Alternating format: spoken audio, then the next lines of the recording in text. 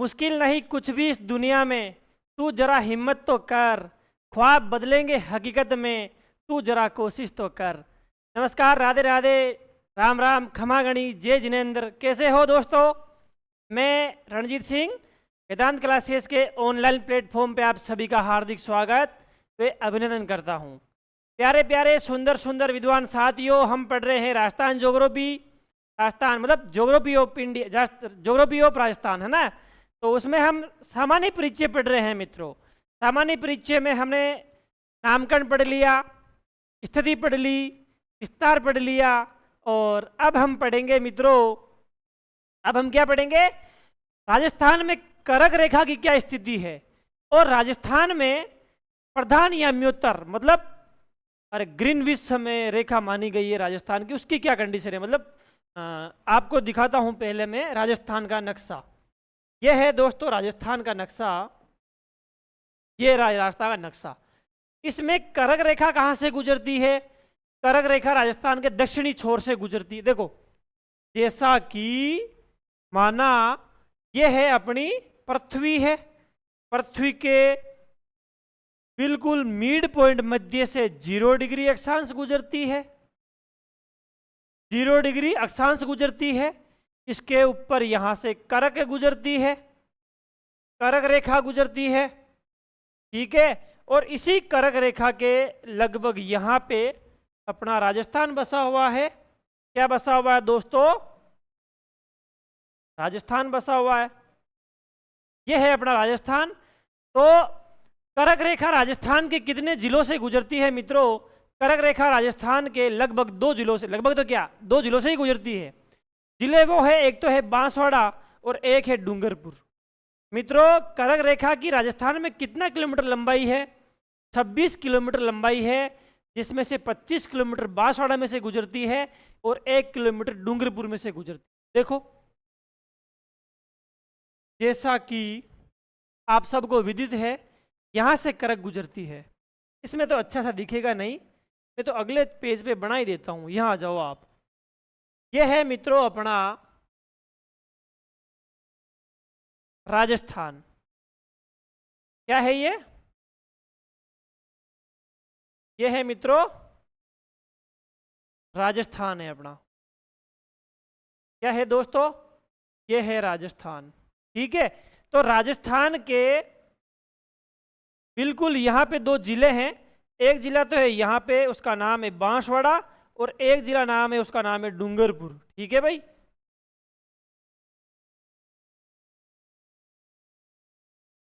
यहाँ पे 2 जिले हैं भाई।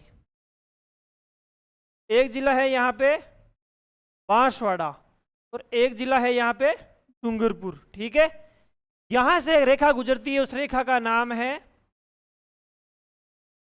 यहां से रेखा गुजरती है, रेखा का नाम है करक रेखा। क्या नाम है दोस्त? का नाम है करक रेखा। करक रेखा राजस्थान के कितने जिलों से गुजरती है? 2 जिलों से गुजरती है। एक जिला है, उसका नाम है, नीचे वाला जिले का नाम है बांसवाड़ा, और एक जिला है, उसका नाम है डूंगरपुर। हम पढ़ रहे हैं राजस्थान में करक रेखा की स्थिति। हेडिंग है अपनी राजस्थान में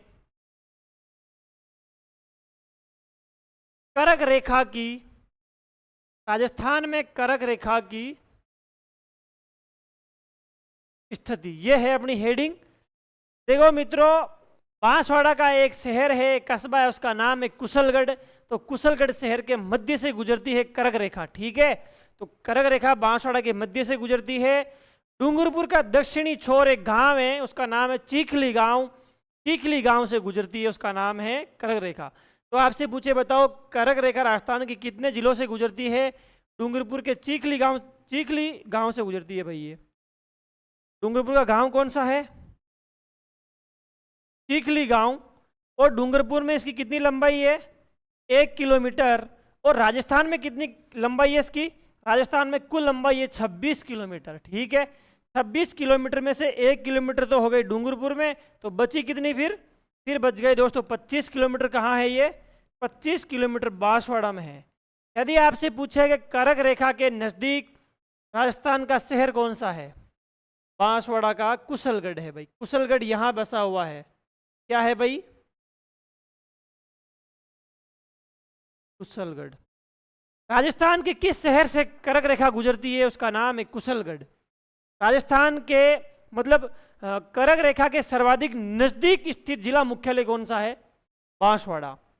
और कर्क रेखा के सर्वाधिक दूर स्थित जिला मुख्यालय कौन सा है? उसका नाम क्या रहेगा मित्रों? उसका नाम रहेगा श्रीगंगानगर। वो श्रीगंगानगर आजकल ऐसा कलर का हो गया भाई, गंगानगर हो गया, यहाँ पे अनूपगढ़ हो गया। तो अनूपगढ़ में भाई सबसे दूर पड़ता है, कर्क से सबसे दूर कौन पड़ता है? अनूपगढ़ पड़ता है। ठीक है, तो हम कर्क रेखा के बारे में कुछ बातें लिखते हैं जो हमने बोर्ड पे समझी है। आ जाओ अगले पेज पे चलते हैं। देखो, कर्क रेखा भारत के 8 राज्यों से गुजरती है।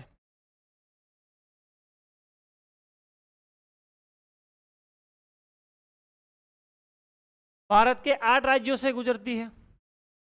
वो राज्य कौन कौन से हैं? पहला है गुजरात, दूसरा है राजस्थान, तीसरा है मध्य प्रदेश, चौथा है छत्तीसगढ़, पांचवा क्या है भाई? पांचवा है झारखंड। झारखंड। और छठा क्या है? छठा है पश्चिम बंगाल, इसको बोलते हैं वेस्ट बंगाल। ठीक है, दिख रहा है पूरा? बिल्कुल दिख रहा है भाई। तो कितने हो गए? गुजरात, राजस्थान, मध्य प्रदेश, छत्तीसगढ़, झारखंड, पश्चिम बंगाल। और 2 राज्य और है, उसका नाम है, एक तो है त्रिपुरा, एक का नाम है त्रिपुरा और दूसरे का नाम है मिजोरम। ठीक है, कितने राज्यों से कर्क रेखा गुजरती है? आपसे पूछे बताओ कर्क रेखा राजस्थान के कितने राज्यों से गुजरती है मित्रों? तो कर्क रेखा राजस्थान के 8 राज्यों से गुजरती है। उसमें से पहला राज्य, उसका नाम है दोस्त गुजरात, राजस्थान, मध्य प्रदेश, छत्तीसगढ़, झारखंड, पश्चिम बंगाल, के बाद त्रिपुरा और मिजोरम। मित्रों आपको बता दूं कर्क रेखा की सर्वाधिक लंबाई कहाँ है? कर्क रेखा की सर्वाधिक लंबाई है मध्य प्रदेश में। मध्य प्रदेश में है सर्वाधिक लंबाई है भाई। आपसे पूछे कर्क रेखा की सबसे कम लंबाई कहाँ है, किस राज्य में है? तो वो है त्रिपुरा राज्य में। कहाँ है? ये आपको फैक्ट याद रखने हैं भाई। सबसे कम लंबाई कहाँ है? सबसे कम को शॉर्ट में लिख दो, न्यूनतम लिख दो ना भाई।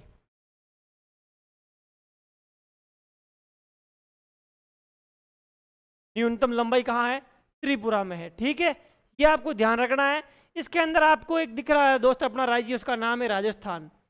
देखो कर्क रेखा राजस्थान से भी गुजर रही है, तो हम तो राजस्थान में पढ़ेंगे अभी। तो लिखो कर्क रेखा राजस्थान के 2 जिलों से गुजरती है। कर्क रेखा राजस्थान के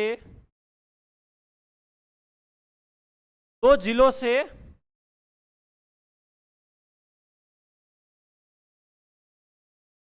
गुजरती है।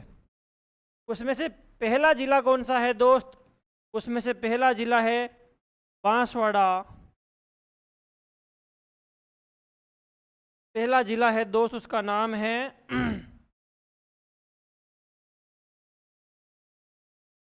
बांसवाड़ा। और दूसरा जिला उसका नाम है डूंगरपुर। ठीक है, तो डूंगरपुर और बांसवाड़ा 2 जिलों से गुजरती है। आपसे पूछे कर्क रेखा की राजस्थान में कुल कितनी लंबाई है? तो वो है 26 किलोमीटर। आगे पेज पे लिख दो कर्क रेखा की राजस्थान में, लिखो कर्क रेखा की कर्क रेखा की राजस्थान में कुल लंबाई कितनी है दोस्त? राजस्थान में कुल लंबाई है 26 किलोमीटर। कितने किलोमीटर है दोस्त? 26 किलोमीटर। 26 किलोमीटर में से यह है 25 किलोमीटर तो है बांसवाड़ा में और 1 किलोमीटर है। यह है कहाँ? डूंगरपुर में। कर्क रेखा बांसवाड़ा के मध्य में से कुशलगढ़ शहर से गुजरती है। बांसवाड़ा शहर के मध्य से नहीं गुजरती है, बांसवाड़ा जिले का जो सेक्टर है ना उसके मध्य से गुजरती है, लेकिन जिस शहर के मध्य से गुजरती है उस शहर का नाम, उस कस्बे का नाम है कुशलगढ़। ठीक है, लिखो कर्क रेखा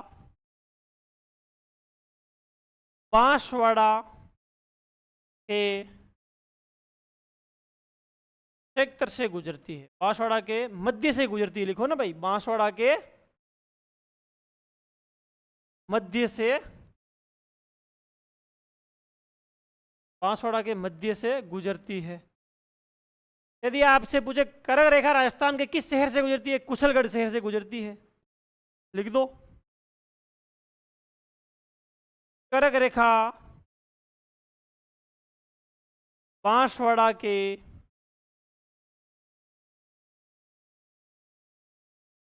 कुशलगढ़ शहर से गुजरती, कुशलगढ़ शहर के मध्य भाग से गुजरती है, कुशलगढ़ शहर के मध्य भाग से गुजरती है, मध्य भाग से गुजरती है। ठीक है, तथा डूंगरपुर के दक्षिणी गांव चिखली से गुजरती है। कहां से गुजरती है? तथा, दिख रहा है क्या? तथा डूंगरपुर के तथा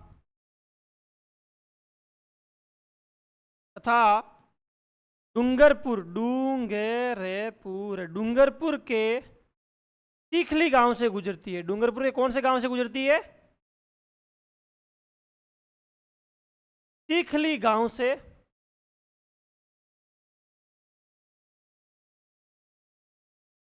चिखली गांव से गुजरती है। ठीक है, बिल्कुल ठीक है साहब। अब कर्क रेखा के बारे में अब क्या तथ्य लिखोगे? कर्क रेखा के ऊपर 21 जून को सूर्य सीधा चमकता है, और 21 जून को कर्क रेखा के ऊपर जो भी लोग रहते हैं, बांसवाड़ा है तो वहाँ पे लोगों की, पेड़ों की, इमारतों की, बिल्डिंगों की किसी की भी परछाई नहीं बनती है। आपसे एग्जाम में पूछेगा कि बताओ राजस्थान में कोई आदमी बांसवाड़ा में खड़ा है तो किस दिन उसे अपनी परछाई दिखाई नहीं देगी? तो वो होगी 21 जून। तो लिखो, मैंने लास्ट क्लास में लिखाया भी है। कर्क रेखा पर 21 जून को सूर्य सीधा चमकता है, सीधा चमकता है। सही बात है क्या? बिल्कुल सही बात है। कर्क रेखा पर सूर्य 21 जून को सीधा चमकता है, और इस दिन मतलब 21 जून को, इस दिन कर्क रेखा पर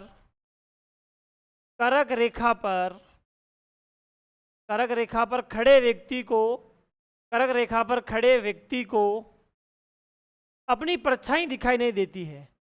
खड़े व्यक्ति को अपनी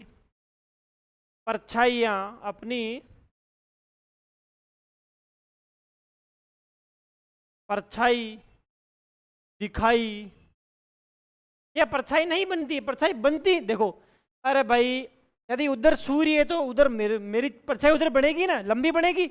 जितना सूर्य तिरछा होगा उतनी परछाई लंबी बनेगी, जितना सूर्य अपने ऊपर चमकेगा, बिल्कुल लंबवत चमकेगा, परछाई उतनी छोटी बनेगी। और बिल्कुल अपने सिर के ऊपर सूर्य चमक रहा है, दोपहर का समय है, तो कोई परछाई को नामो निशान को ना भाई। ठीक है, तो मैंने कहा 21 जून को सूर्य बिल्कुल कर्क रेखा के ऊपर सीधा चमकता है, और इस दिन कर्क रेखा पर खड़े व्यक्ति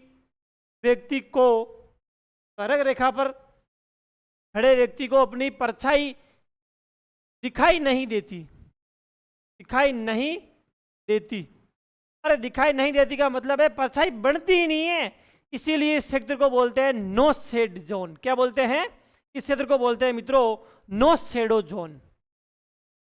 परछाई दिखाई नहीं देती, इसलिए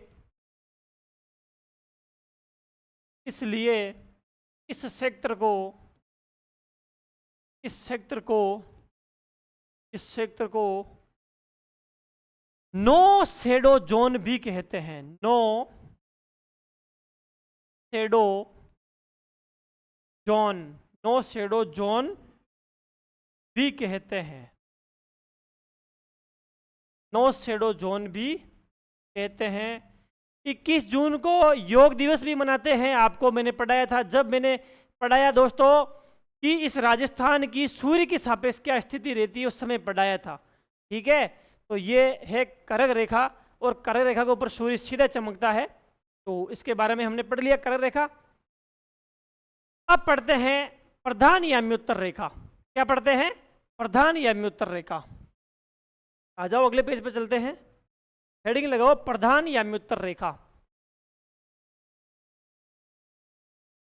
प्रधान याम्योत्तर या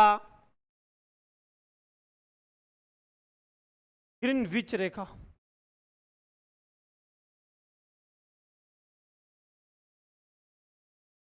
ग्रीनविच रेखा, सही है ना? देखो, प्रधान याम्योत्तर रेखा को क्या बोलते हैं? ग्रीनविच रेखा भी कहते हैं। और ये पूरे विश्व की मानक समय लैंड रेखा है, मतलब मानक समय रेखा भी कह सकते हैं इसको, है ना भाई?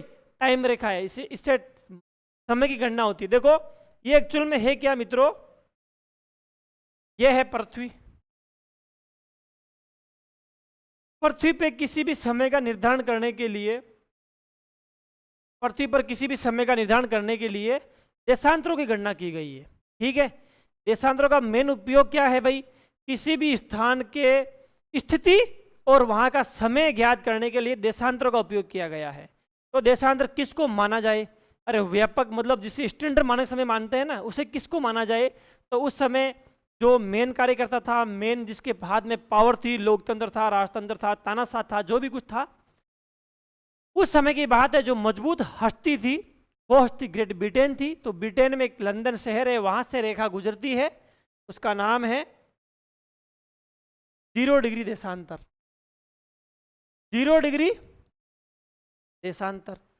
0 डिग्री देशांतर को हमने मान लिया ग्रीनविच मानक समय रेखा। इसको बोलते हैं प्रधान याम्योत्तर।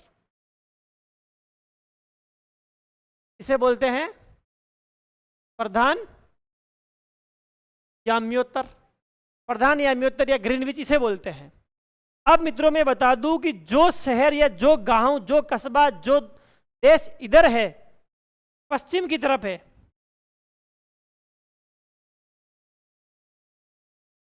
और जो शहर, जो देश, जो गांव, जो कस्बा, जो आदमी पूर्व की तरफ है, इसमें 2 चीजें काम करती है।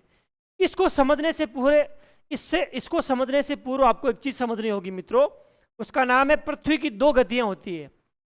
पृथ्वी की गतियां कितनी होती है? पृथ्वी की गतियां होती है 2 प्रकार की। एक गति होती है परिभ्रमण और एक गति होती है परिक्रमण। इसको पढ़ने से पहले वो चीज आपको समझनी पड़ेगी। आप आओ अगले पेज पे। यह है पृथ्वी, और पृथ्वी ध्रुवों से थोड़ा झुकी हुई है भाई। पृथ्वी ध्रुवों से 23.5 डिग्री झुकी हुई है। ये एक्स अक्ष है, मतलब ये अक्ष है, इसके सापेक्ष पृथ्वी घूमती है भाई। देखो, पृथ्वी में गतियां कितनी प्रकार की होती है? पृथ्वी में गतियां होती है 2 प्रकार की। पृथ्वी पे गतियां कितने प्रकार की होती है? एक तो होता है परिक्रमण, और एक गति होती है परिभ्रमण। दोस्तों, पृथ्वी की गति कितने प्रकार की होती है? 2 प्रकार की होती है। एक गति का नाम तो है परिक्रमण गति, और एक गति है परिभ्रमण गति। मित्रों, यह पृथ्वी जब अपने ही अक्ष पे, भाई बोतल नहीं है, कोई बात नहीं, ऐसे ही मैं समझा दूं, यह है पृथ्वी। यह पृथ्वी अपने ही अक्ष पे जब घूमती है, यह पृथ्वी इस अक्ष के सापेक्ष पश्चिम से पूर्व की तरफ घूमती है। क्या कहा मैंने? यह पृथ्वी पश्चिम से, यह पश्चिम दिशा है, पश्चिम से पूर्व की तरफ घूमती है ऐसे। ठीक है भाई, यह पश्चिम से पूर्व की तरफ घूमती है, इसे बोलते हैं परिभ्रमण गति। और एक गति उसका नाम है परिक्रमण गति। परिक्रमण का मतलब सूर्य के चारों तरफ। यह है सूर्य, यह सूर्य है, सूर्य के चारों तरफ दीर्घ वृत्ताकार कक्ष में जब गति करती है उसे बोलते हैं परिक्रमण गति। ये पृथ्वी है, देखो सूर्य के चारों ओर एक निश्चित वर्ताकार पथ में, दीर्घ वर्ताकार पथ में पृथ्वी द्वारा जो गति की जाती है उसे बोलते हैं परिक्रमण गति। और अपने ही अक्ष के सापेक्ष जो पृथ्वी घूमती है ना, अरे पृथ्वी अपने अक्ष पे घूमती है उसे बोलते हैं परिभ्रमण। और सूर्य चारों के वो पृथ्वी सूर्य के चारों तरफ घूमती है उसे बोलते हैं परिक्रमण। तो परिक्रमण से तो बनता है एक साल। अरे परिक्रमण गति एक साल में एक बार होती है और परिभ्रमण गति एक मतलब 24 घंटे में एक बार होती है। परिभ्रमण के द्वारा ही दिन और रात बनते हैं। क्या कहा? परिभ्रमण के द्वारा ही दिन व रात बनते हैं भाई, दिन व रात बनते हैं। और परिक्रमण के द्वारा ऋतुएं आती है भाई, सर्दी गर्मी बरसात, लंबे एक साल का टाइम पीरियड होता है ना भाई, ये एक वर्ष में एक बार होती है और यह 24 घंटे में एक बार होती है, 24 घंटे में एक बार होती है। ठीक है, तो हाँ एक बात और है, पृथ्वी कैसे घूमती है? पृथ्वी पश्चिम से, ये पश्चिम दिशा है भाई, पृथ्वी पश्चिम से पूर्व की ओर घूमती है भाई, पश्चिम से पूर्व की ओर घूमती है। और सूर्य इधर है, सबसे पहले सूर्य कहाँ होगा?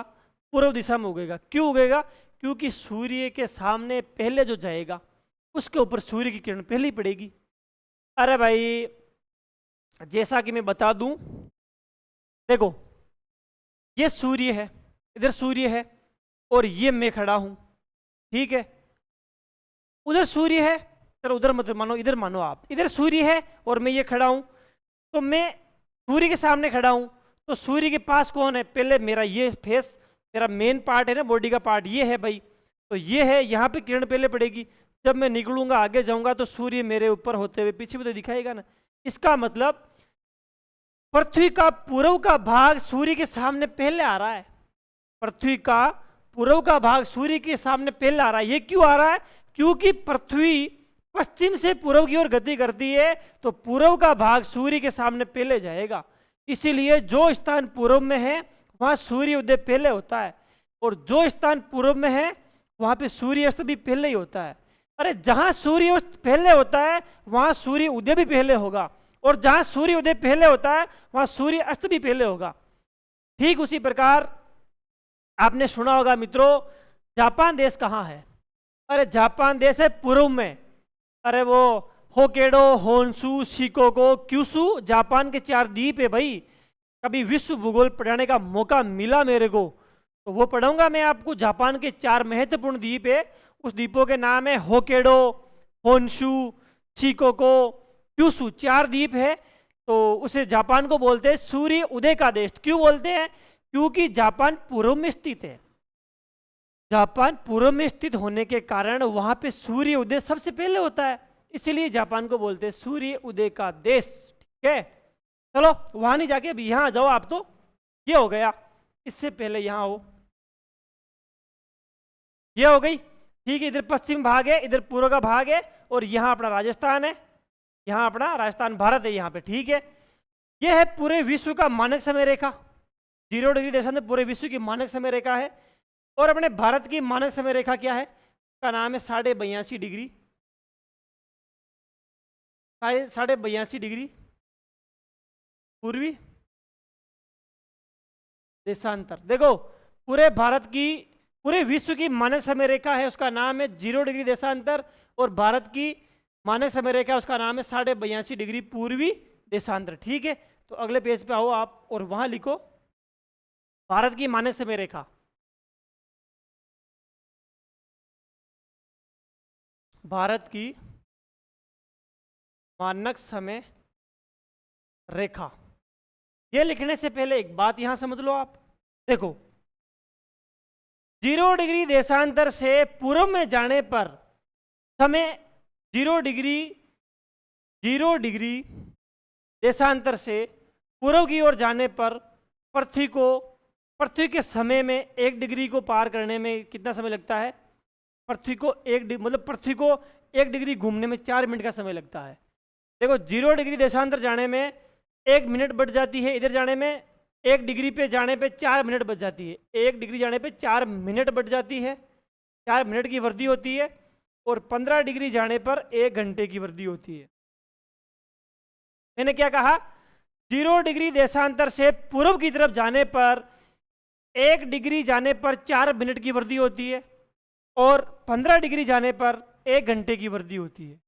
ठीक उसी प्रकार 0 डिग्री देशांतर के पश्चिम में 1 डिग्री जाओगे तो 4 मिनट की कमी होगी। 15 डिग्री जाओगे तो 1 घंटे की कमी होगी। ठीक है, तो अपने राजस्थान में आ जाओ आप। ये है राजस्थान।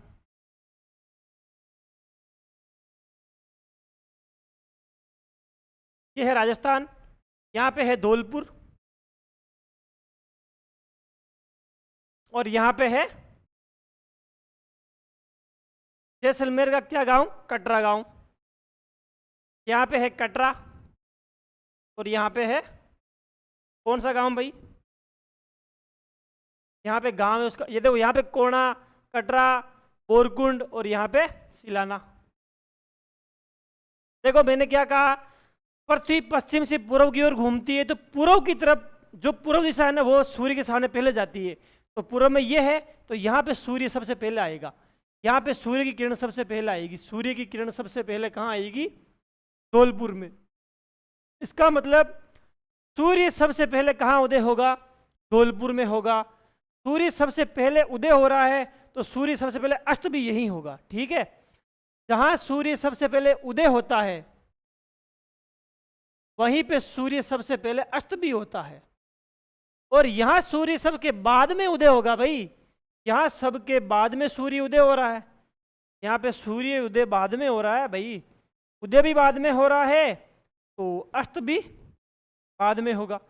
आपसे एग्जाम में पूछेगा बताओ राजस्थान में सबसे पहले सूर्योदय कहाँ होता है? तो धौलपुर के सिलाना गांव में होता है। आपसे पूछे राजस्थान के किस स्थान पर सूर्योदय सबसे बाद में होता है? जैसलमेर के कटरा गांव में होता है और सूर्यास्त भी सबसे बाद में यहाँ होता है। अब आपसे पूछे कि बताओ सूर्य को राजस्थान मतलब सूर्य को धौलपुर से जैसलमेर पहुंचने में कितना समय लगता है? अरे सूर्य जाता नहीं है भाई, सूर्य के प्रकाश की किरण जाती है। मतलब लिखो,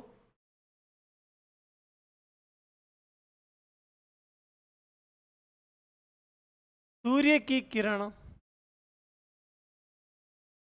सूर्य की किरणों का पहुंचना, सूर्य की किरणों का राजस्थान पहुंचना।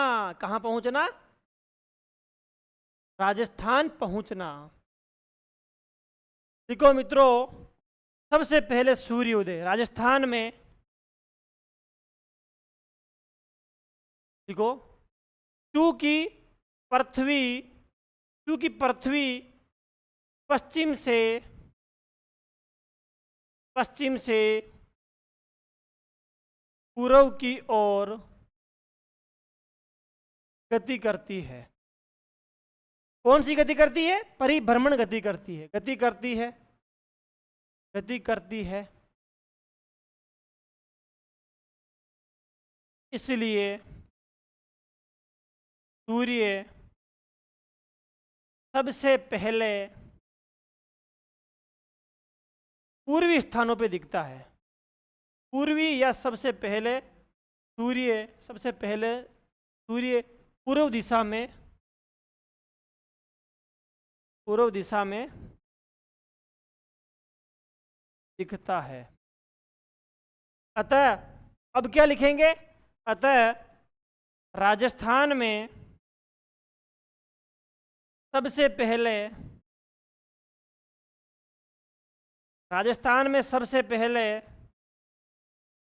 सूर्योदय व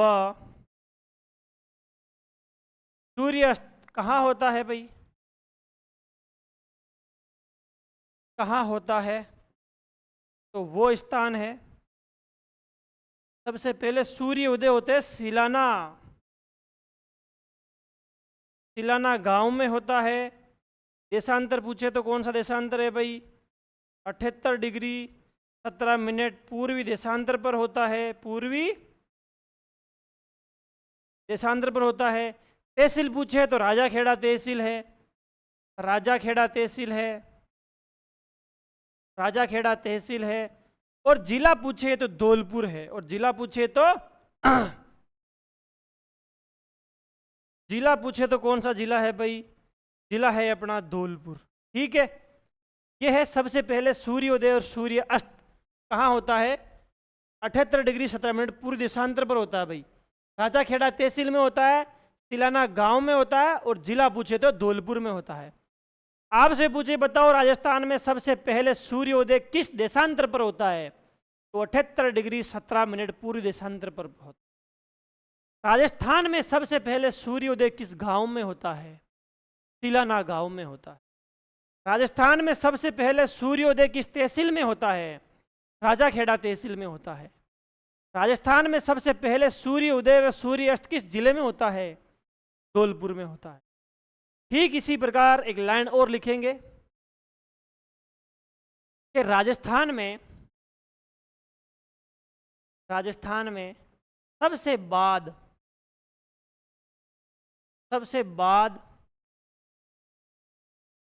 सूर्योदय व सूर्यास्त कहाँ होता है? सूर्योदय व सूर्यास्त कहाँ होता है? तो इसको लिखेंगे मित्रों हम। यदि आपसे देशांतर पूछे, आपसे पूछे बताओ सबसे बाद में सूर्यास्त व सूर्योदय, नहीं, सबसे बाद में सूर्यास्त व सूर्योदय किस देशांतर पर होता है? तो वो है 69 डिग्री 30 मिनट पूर्वी देशांतर। यदि आपसे गांव पूछे किस गांव में सूर्योदय सूर्यास्त बाद में होता है? बाद में है भाई, बाद की बात कर रहे हैं, तो गांव है कटरा गांव। तहसील पूछे तहसील कौन सी है? तो वो है सम तहसील। यदि जिला पूछे आपसे तो वो जिला कौन सा है मित्रों? जिले का नाम है जैसलमेर। कौन सा मेर?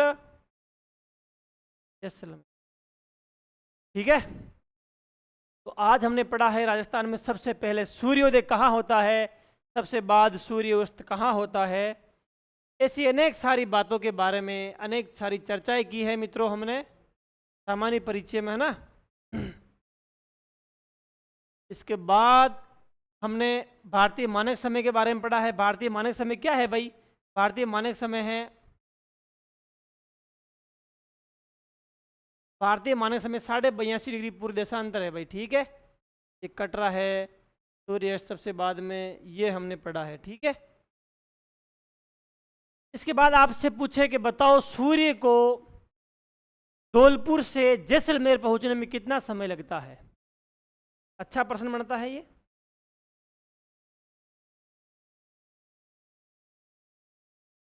सूर्य की किरणों को धौलपुर से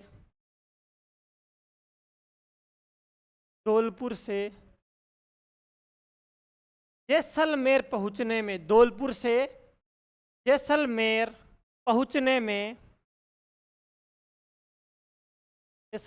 पहुंचने में कितना समय लगता है भाई?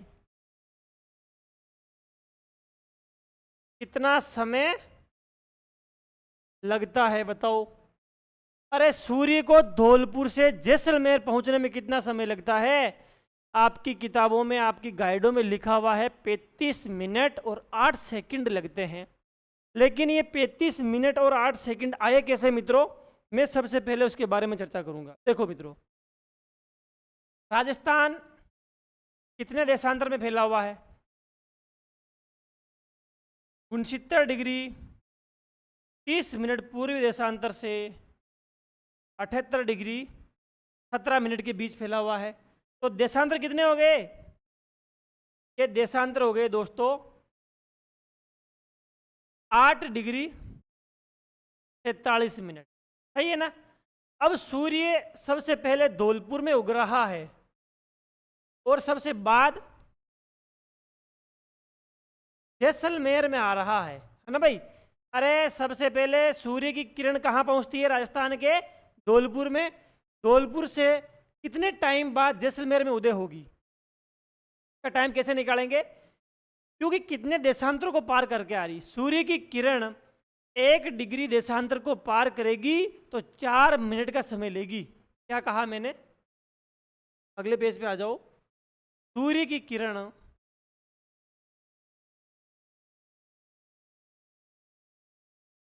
1 डिग्री को 1 डिग्री को पार करने में 1 डिग्री को पार करने में 4 मिनट का समय लेती है। 4 मिनट का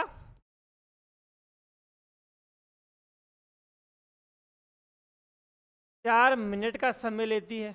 कैसे? देखो, पृथ्वी गोल है भाई। पृथ्वी घूमती है 360 डिग्री के एंगल पे। 360 डिग्री घूमती है ना भाई। कितने टाइम में? देखो, परिभ्रमण गति होती है 24 घंटे में। 24 घंटे में पूरा घूम जाती है ना, तो 360 डिग्री घूम जाती है वो 24 घंटे में। अब आप घंटे को मिनट में चेंज करोगे, यहाँ पे 360 ही आएगा। और 24 घंटे को मैं यदि मिनट में चेंज करूंगा तो 60 से गुणा करूंगा, सीधी सी बात है। यहाँ पे आ जाओ, 60 से गुणा कर दिया, ठीक है। तो इस जीरो से काट दो, इस जीरो को काट दिया। यहाँ पे है भाई 60 कर दो। मैंने क्या कहा? इस जीरो से काट दो इस जीरो को। 6 एकम 6 और 6 छड़ंगा 36। तो यहाँ पे है भाई 6 डिग्री। यहाँ पे क्या बच गया? यहाँ पे बच गया 6 डिग्री और उधर आ गई 24 मिनट हो गई भाई। ये 24 मिनट। 6 डिग्री पार करने में 24 मिनट लग रही है, तो 1 डिग्री पार करने में कितनी लगेगी भाई? 24/6 कर दो। 6 कम 6, 6 चौकू 24। 1 डिग्री को पार करने में 4 मिनट का समय लग रहा है। सही है क्या? ये देख लो। अरे सूर्य को 1 डिग्री पार करने में 4 मिनट का समय लग रहा है और अपना विस्तार कितना है? अपना विस्तार है 8 डिग्री 47 मिनट। तो इसको आप 4 से गुणा कर दो पूरे को।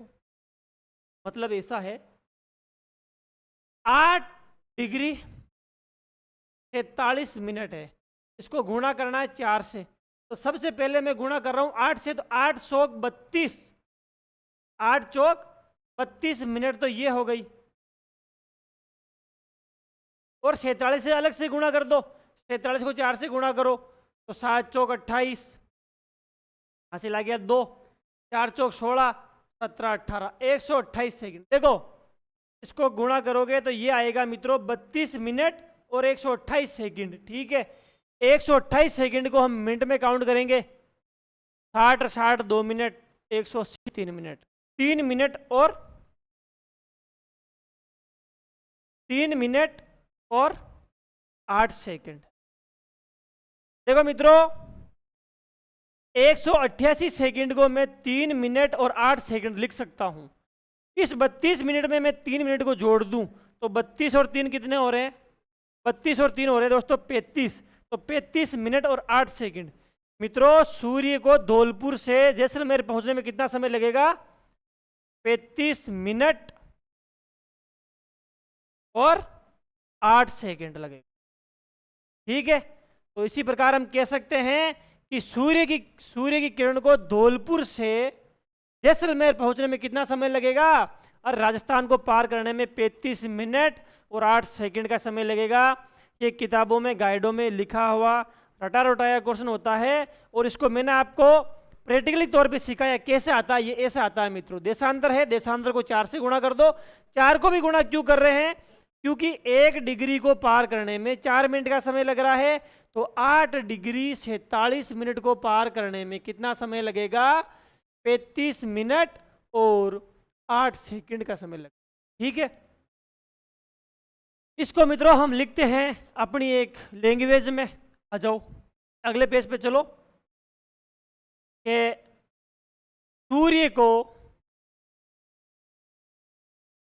सूर्य की किरण को, अरे भाई आप खुद कॉमन सेंस लगाइए, अगर सूर्य थोड़ी आता है, अरे सूर्य की किरण आती है भाई। तो आप लिखो सूर्य की किरण को या सूर्य की किरणों को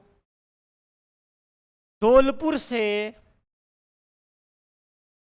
से जैसलमेर पहुंचने में, जैसलमेर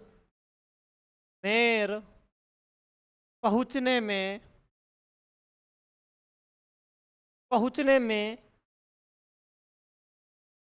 35 मिनट व 8 सेकंड का समय लगता है। 8 सेकंड का समय लगता है। ठीक है भाई। तो हमने देखा है मित्रों, सूर्य सबसे पहले रास्ता में सूर्योदय कहाँ होता है, सबसे पहले सूर्यास्त कहाँ होता है, पूरे विश्व में सूर्योदय सबसे पहले कहाँ होता है, जापान में होता है। इसलिए जापान को बोलते हैं सूर्योदय का देश, और सबसे बाद में उदय होता है ब्रिटेन में, तो ब्रिटेन को बोलते हैं सूर्यास्त का देश। ठीक उसी प्रकार अपने राजस्थान में सबसे पहले सूर्योदय धौलपुर में होता है, सबसे बाद में सूर्योदय जैसलमेर में होता है। और ये हमने काफ़ी चर्चा कर ली मित्रों। आज अपनी क्लास को हम देते हैं विराम, इसके बाद हम पढ़ेंगे अगली क्लास में। आज के लिए धन्यवाद। जय हिंद, जय भारत मित्र।